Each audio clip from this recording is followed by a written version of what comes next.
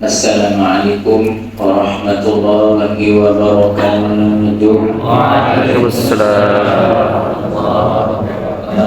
Bismillahirrahmanirrahim. Alhamdulillahi rabbil alamin. Wassalatu wassalamu ala sayyidil awwalin wal akhirin wa alihi wa sahbihi ajma'in. Subhanaka la ilma lana illa ma 'allamtana innaka antal alimul hakim wa la hawla wa la quwwata illa billahil aliyyil azim. Allahumma aslih ummata Muhammadin sallallahu alaihi wasallam wa farrij an ummati Muhammadin sallallahu alaihi wasallam warham ummata Muhammadin sallallahu alaihi wasallam wa anshur wahfaz wa ayyid nahdatal watani fil alamin bihaqqi Muhammadin sallallahu alaihi wasallam. Amma ba'd. Al-mukarramun, para tuan guru, tokoh agama, tokoh masyarakat, para asatidz, Bapak Kepala Desa, Bapak Kepala Dusun, Bapak Babin Kantimmas, dan segenap jamaah kaum muslimin muslimat, jamaah salat subuh yang saya hormati dan muliakan. Alhamdulillah, di pagi hari yang sangat mulia ini, mari kita sama-sama bersyukur kepada Allah Subhanahu wa Ta'ala yang telah memberikan kita semua kesempatan dan kesehatan untuk bisa beribadah di pagi hari yang sangat mulia, di bulan yang penuh dengan barokah, yaitu bulan suci Ramadan. Mudah-mudahan amal ibadah kita dari awal Ramadan sampai hari ini dan seterusnya diterima oleh Allah Subhanahu wa Ta'ala, dan mudah-mudahan semua kesalahan kita, khilaf kita, baik yang kita ketahui ataupun yang tidak kita ketahui, yang kita ingat ataupun yang tidak kita ingat, yang kita sadari ataupun yang tidak kita sadari, mudah-mudahan semuanya dihapus oleh Allah di bulan yang sangat mulia ini, dan mudah-mudahan Allah membebaskan kita semua dari siksa api neraka, siksa kubur, dan mudah-mudahan kita semua nanti di akhirat masuk surga bighairi hisab. Amin amin ya rabbal alamin. Kaum muslimin dan muslimat yang dimuliakan oleh Allah Subhanahu wa Ta'ala, ada satu hadis Nabi yang diriwayatkan oleh para ulama. Satu di antara guru kita yang meriwayatkan atau menulis hadis ini adalah Maulana Al-Imam As-Sayyid Muhammad bin Alawi Al-Maliki. Beliau dalam kitabnya namanya Khasa'isul Ummah Al-Muhammadiyah, kekhususan atau keistimewaan yang Allah berikan kepada umat Nabi Muhammad sallallahu alaihi wasallam. Hadis yang beliau kutip mengatakan, man shallas subha fahuwa fi dhimmatillah. Man shallas subha, barang siapa yang melaksanakan salat subuh. Ulama mengartikannya ai fi jama'atin, barang siapa yang salat subuh dengan cara berjamaah, fahuwa fi dhimmatillah, maka sesungguhnya dia itu hidup dalam jaminan Allah. Barang siapa yang sholat subuh secara berjamaah, maka sungguh dia hidup dalam jaminan Allah. Dia berada dalam jaminan Allah. Kalau dia hidup, maka hidup dalam lindungan Allah Subhanahu wa Ta'ala, dalam jaminannya. Kalau dia meninggal pun juga, maka dia meninggal di dalam kuburnya dalam jaminan Allah. Apa yang dijamin? Apa namanya zimmah?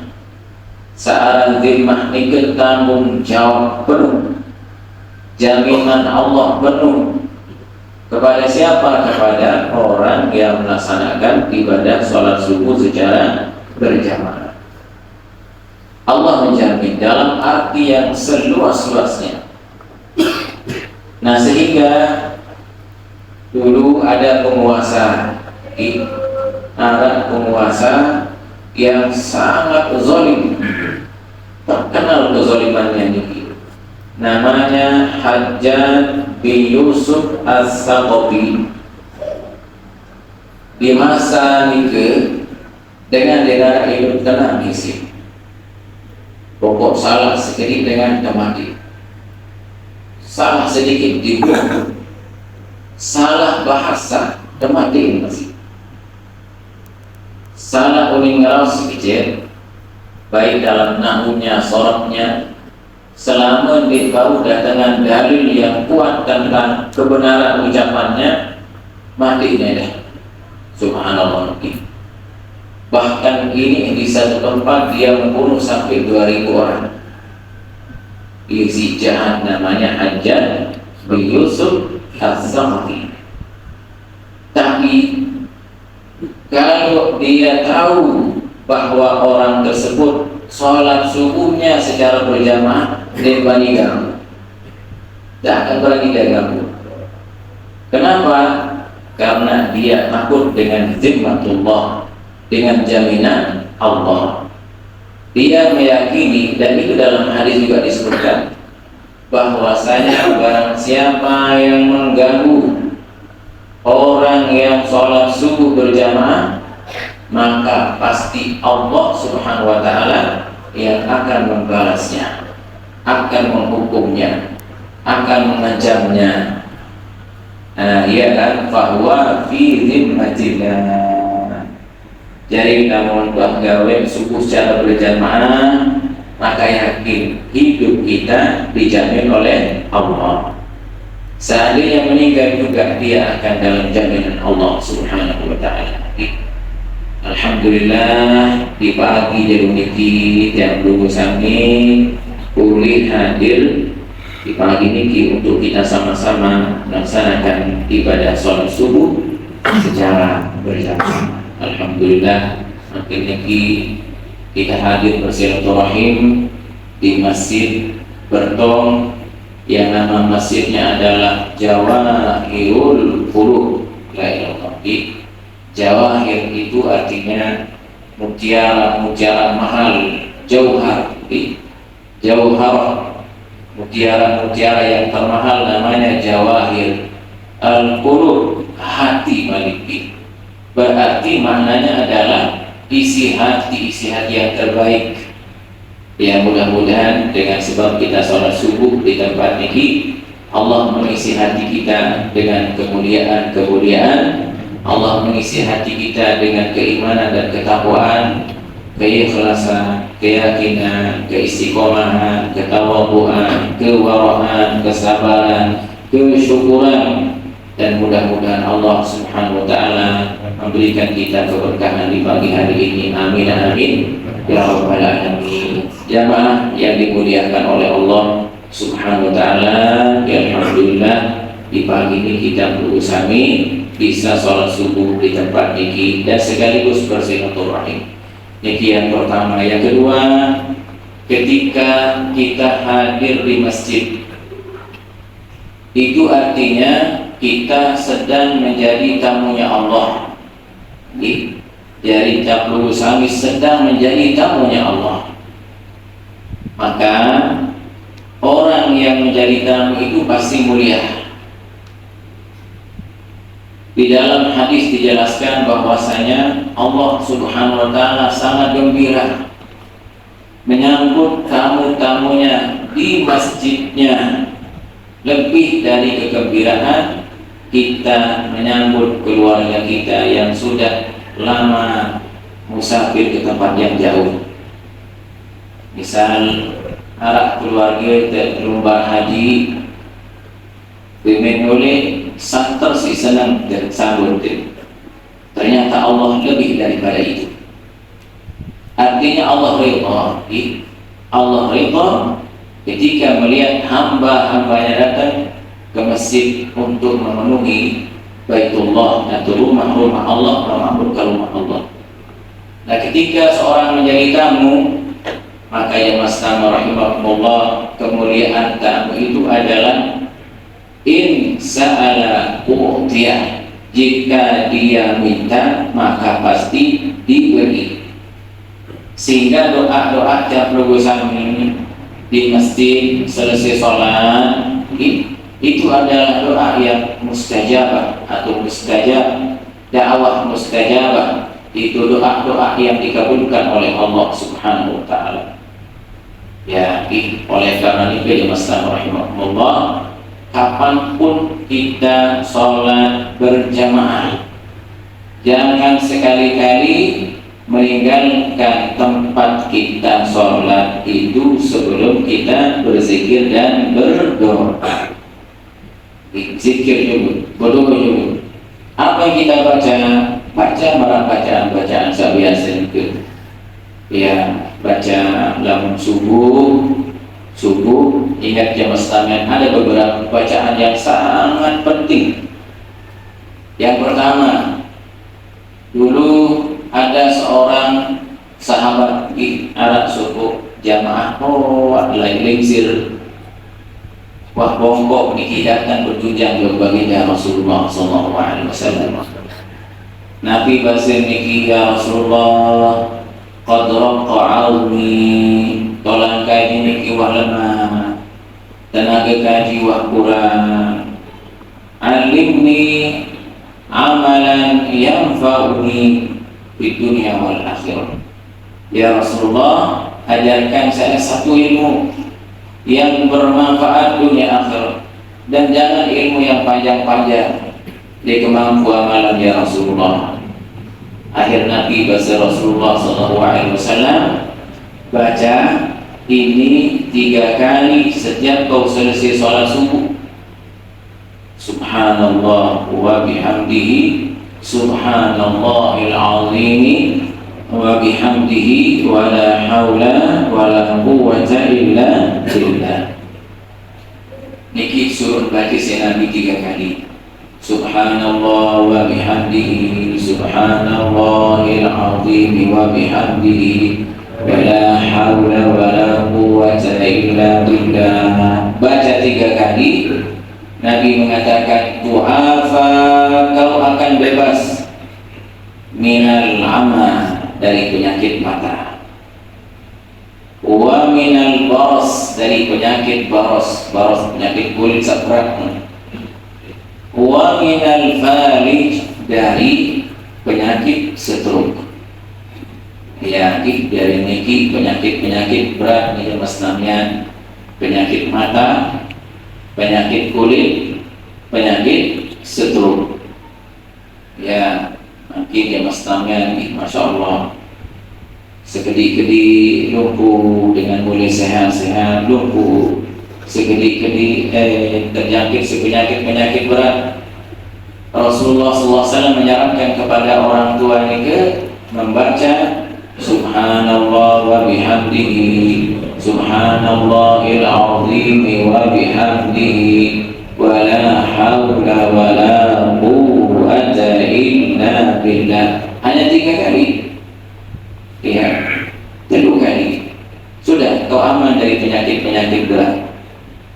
Ya, lamun sekedar pinang, selama, biasa itu jadi. Pinang, selama, demam biasa.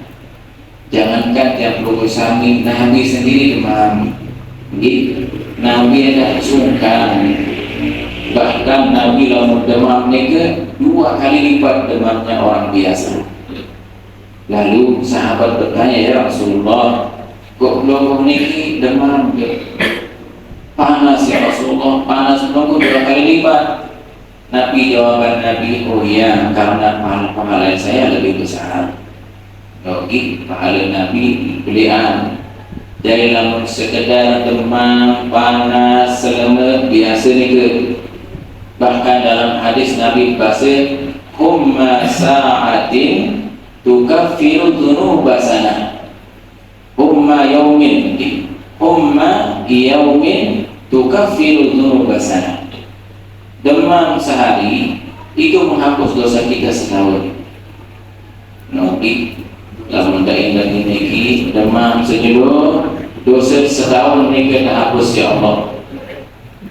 Kalau menarak demam nududuan sejeluh ini berjalan lo inang goreng hapus setahun lagi. Dan adik sejeluh duduk jalan bare di mana maghrib ilmu inang goreng. Aku goyo ni dia bangun sekitar terus dimiliki pulau keluarga. Ya, dari satu hari demam itu menghapus dosa satu tahun dan diberi pahala juga oleh Allah. Subhanallah.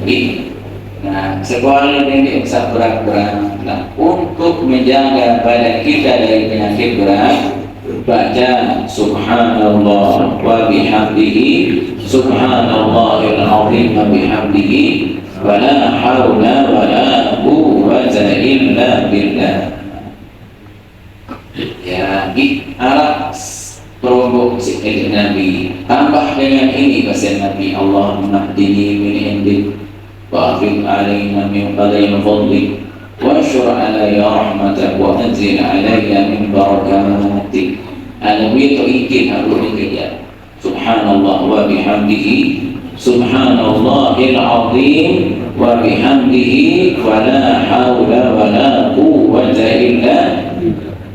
Dan tasbih di waktu subuh itu terlalu besar pahalanya. Dari beli pahala tasbih hauqalah la hawla nazim beli pahalanya. Ya, orang yang membaca tasbih satu kali Subhanallah wa bihamdihi gurisan lahu nakhlatun fil jannah, tumbuh satu pohon korma di dalam surga yang akan berbuah selama-lamanya. Jadi jamaskan rahimakumullah, lamun tumele berkaletan di surga baca tasbih tumbuh satu pohon.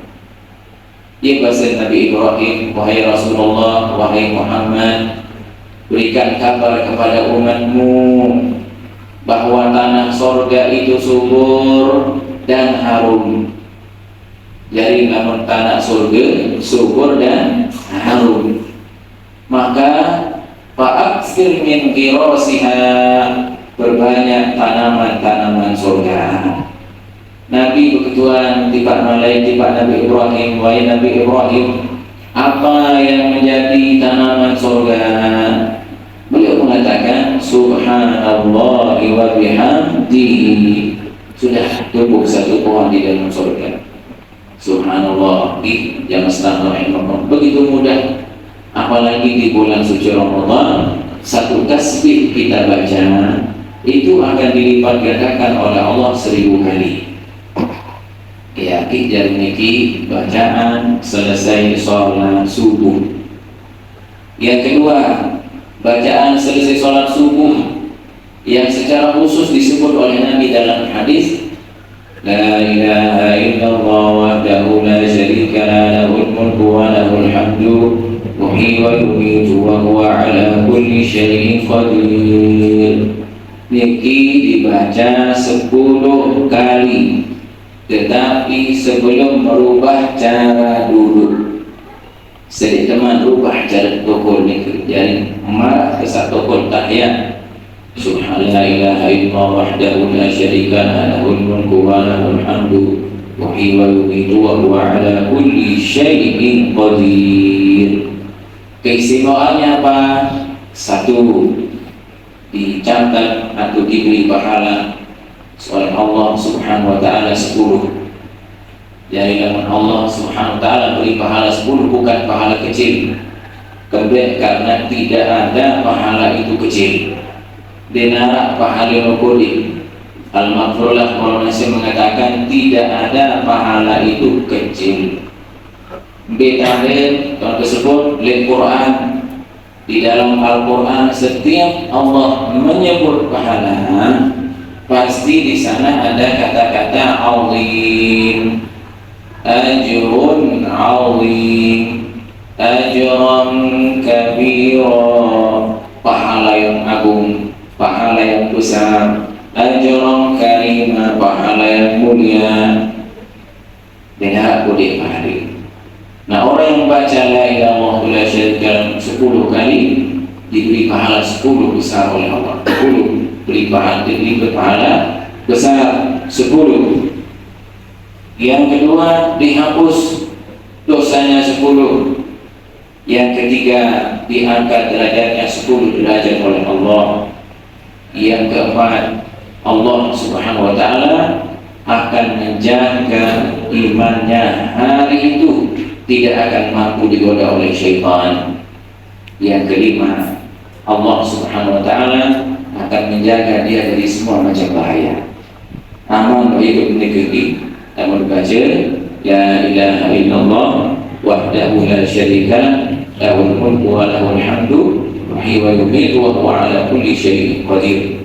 2 waktu tersuruh baca 10, yaitu pada waktu subuh dan maghrib.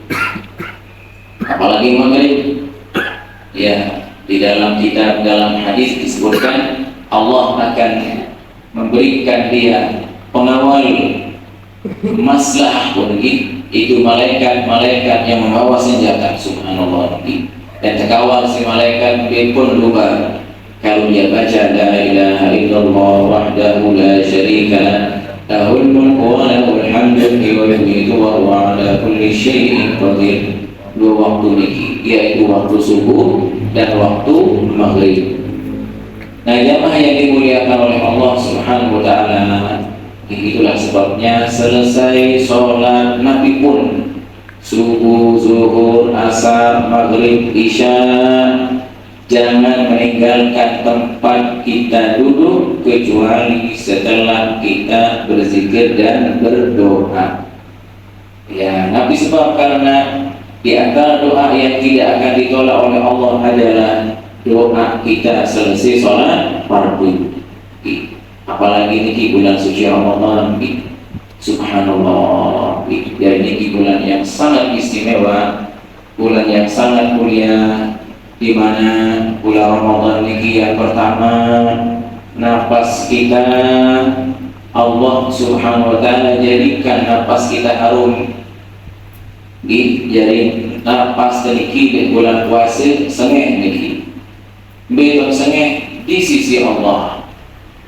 Jadi yang paling berharga di bulan Ramadan kita adalah nafas-nafas kita.